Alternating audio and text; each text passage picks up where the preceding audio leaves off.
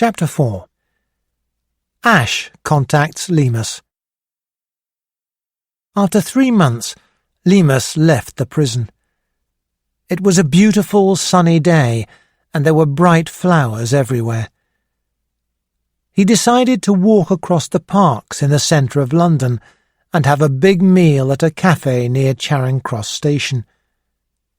He was carrying a parcel with clothes and documents in it. He decided that he did not need the clothes, and he wanted to get rid of the parcel, but it was too big to put in a rubbish bin. After a while, he sat down on a wooden seat. Then he left the parcel on the seat and walked away. Lemus heard a shout and looked back over his shoulder. There was a man holding the parcel in his hands. Lemus shrugged and walked on. There was another shout, and Lemus heard someone running. A tall man with short brown hair stopped next to him. "This is your parcel, isn't it?" he said. "Why didn't you stop when I called you?" "You can put it back on the seat," said Lemus. "I don't want it." "You can't just leave it there," said the man.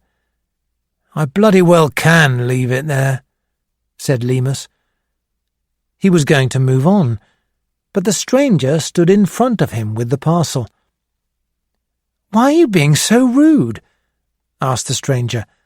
"I was trying to be helpful." "If you were just trying to be helpful, why have you been following me for the last half an hour?" asked Lemus. Lemus saw that the man was thinking quickly about what to say next. "He's quite good at his job," he thought. "I thought you were somebody I once knew in Berlin," the stranger replied. "So you followed me for half an hour?" Lemus's brown eyes looked carefully at the man. "It hasn't been half an hour. I saw you a few minutes ago, and I thought you were Alec Lemus. I borrowed some money from him. That's why I followed you. So, if you were Alec, I could pay the money back." Lemus thought then that maybe the man was not very good at his job. It was not a very good story. "I'm Lemus," he replied. "Who are you?" The stranger told Lemus that his name was Bill Ash. Ash told Lemus a long story about how they had met in Berlin and why Ash had borrowed money from Lemus. "I was very embarrassed that I had to borrow money from you," said Ash. "Of course I remember you," said Lemus. "Of course." Lemus and Ash talked in the cafe for hours. A small man in glasses sat at the next table and read a very boring book. At last, Ash pulled his cheque-book out of his pocket and started to write a cheque for £20. Lemus looked embarrassed and stopped him. "I haven't got a bank account at the moment," he said. "I've just returned from abroad. Could you let me have cash?" "Of course," Ash said. "Meet me here tomorrow at 1 o'clock and I'll bring you cash."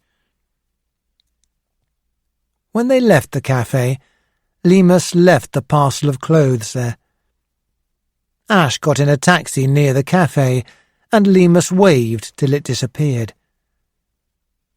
Lemus guessed that he was still being followed, so for several hours he walked and got on and off buses and trains. Finally, he walked to a house in West London. When he knocked on the door, Control opened it. "Come in," he said. "I've borrowed George Smiley's house." "I was followed till lunchtime," Lemus said. Then he told Control the story of his life since he hit the grocer, ending with his meeting with Ash that day. "I'm sorry we couldn't help you while you were in prison," Control said. And I heard that you were ill. I'm sorry about that, too. How long were you ill?" "About 10 days," replied Lemus. "Oh dear," said Control. "You were ill for 10 days with no one to look after you?" There was a very long silence. Then Control said, "You know that the girl is a communist, don't you?" "Yes," said Lemus. There was another long silence. Then he said, "You mustn't involve her in this. I'll look after her myself when I return. I just want you to forget her." "Of course we won't involve her," replied Control. "Who was the man called Pitt in the Labour Exchange?" asked Lemus. "I don't know anyone called Pitt," said Control. "Oh, I'm sure you don't," said Lemus crossly. Then he said, "Why isn't Smiley here?" "Didn't he tell you when you visited him?" replied Control. "He doesn't like the job that you're going to do." "No, we just talked about Munt," said Lemus. "But does he agree that it has to be done?" "Yes," replied Control. "He knows why we need to do it, but he is like a doctor who is tired of seeing blood. He is happy for other people to do the operations." Then Lemus asked, "How do we know that I was contacted today by the right person? Are you certain that he works for the East Germans?" Control replied calmly, "Don't worry, Lemus. We've organized things." Then he put his hand on Lemus's shoulder. "This is your last job," he said. "Then you can come in from the cold." Lemus nodded to Control and quietly left the house. He went out into the cold.